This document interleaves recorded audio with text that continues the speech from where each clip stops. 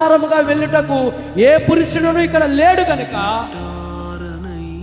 మన తండ్రితో మనము పాపము చేద్దాం. దేని ద్వారా? ద్రాక్షారసం ఇచ్చి. ఎక్కడి నుంచి వచ్చింది ద్రాక్షారసం? చెప్పాలి, ఎక్కడి నుంచి వచ్చింది ద్రాక్షారసం? ఏ మనుషులు లేని ప్రాంతంలో మందు ఎందుకు ఉండదు? మందు ఉన్న దగ్గరికి, మద్యం ఉన్న దగ్గరికి దేవుడు వెళ్ళమని చెప్తాడా? బాగా గమనించండి. దేవుడు లోతుతో చెప్పిన ప్రాంతం, దేవదూతలు లోతుతో చెప్పిన ప్రదేశం ఆ పర్వతం. ఆ పర్వతం దగ్గర చెడు వ్యసనాలు, లోకం, ఆలోచనలు అయి ఉంటే దేవుడు పంపిస్తాడా? దేవుడు మనల్ని తీసుకొని రావాలని చూసిందే పాపపు ప్రాంతము నుంచి. మరలా పాపానికి ఎందుకు తీసుకెళ్తాడు దేవుడు? దేవుడు నిన్ను లోకములో నుంచి వేరుపరిచిందే దేనికి? పాపాన్ని అసహించుకొని పరిశుద్ధంగా జీవించడానికి. ఈ రోజున